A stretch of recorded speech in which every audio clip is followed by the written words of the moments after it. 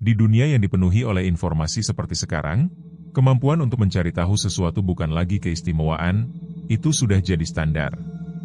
Sekali ketik di mesin pencari, semua jawaban muncul. Tapi anehnya, meski akses ke informasi semakin mudah, pemahaman mendalam dan kebijaksanaan justru terasa semakin langka. Kita tahu banyak hal, tapi seringkali hanya sebatas tahu. Kita membaca, menonton, mendengar, namun lupa bahwa informasi yang belum dicerna hanyalah serpihan, belum menjadi bagian dari cara kita hidup, belum membentuk cara kita berpikir, dan jauh dari menjadi kebijaksanaan.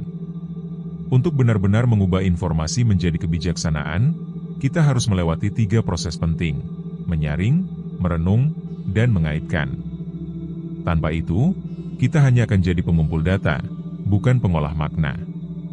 Proses pertama yang sering kita lewatkan adalah menyaring. Setiap hari kita dibombardir dengan opini, fakta, potongan narasi, dan algoritma yang menyesuaikan informasi agar cocok dengan preferensi kita.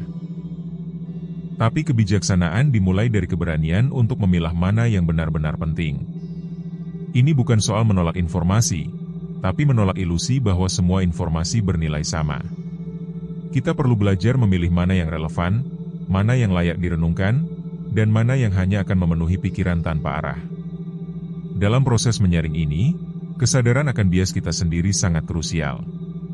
Karena kadang, yang kita anggap penting bukan karena nilainya, tapi karena ia menegaskan apa yang sudah kita percaya. Dan disinilah banyak orang berhenti. Mereka tidak menyaring untuk mencari kebenaran, tapi untuk mempertahankan kenyamanan. Setelah informasi tersaring, kita masuk ke proses kedua, merenung. Ini adalah langkah yang sering kita abaikan karena terasa lambat, padahal justru disinilah pembentukan makna terjadi. Merenung bukan sekadar berpikir ulang, tapi mengizinkan diri untuk menantang pemahaman awal.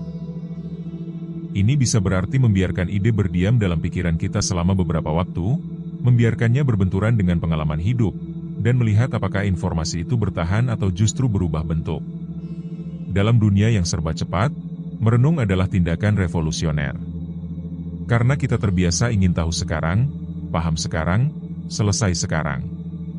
Tapi kebijaksanaan butuh ruang dan waktu. Ia lahir bukan dari kecepatan, melainkan dari kedalaman. Lalu proses ketiga, yang sering menjadi penentu apakah informasi berubah menjadi kebijaksanaan atau tidak, mengaitkan. Kita tidak hidup dalam ruang kosong.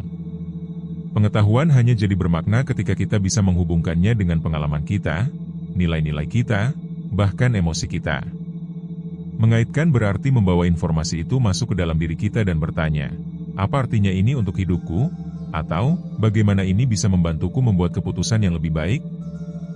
Disinilah pengetahuan berhenti menjadi sesuatu di luar diri, dan mulai menjadi bagian dari identitas. Contoh sederhana, kamu tahu bahwa emosi memengaruhi keputusan finansial. Tapi sampai kamu benar-benar refleksi tentang bagaimana kamu pernah mengambil keputusan buruk karena panik atau serakah, pengetahuan itu belum berubah jadi kebijaksanaan.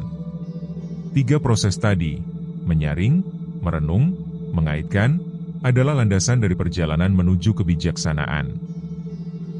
Tapi satu elemen terakhir yang memperkuat semuanya adalah keberanian untuk hidup berdasarkan apa yang sudah kita pelajari.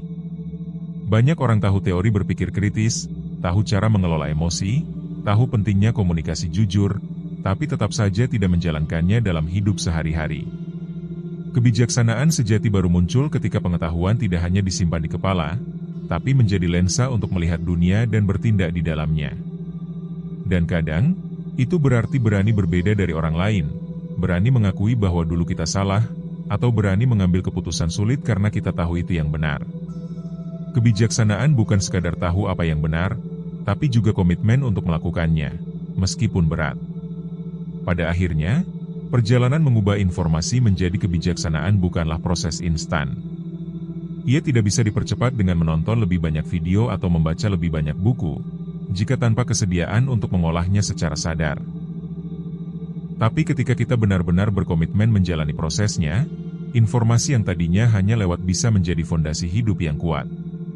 Kita tidak lagi mudah goyah oleh opini kosong, tidak lagi terombang-ambing oleh tren atau ketakutan kolektif. Kita mulai hidup dari pusat kejelasan yang kita bangun sendiri, pelan-pelan, dari serpihan informasi yang telah kita jadikan milik pribadi.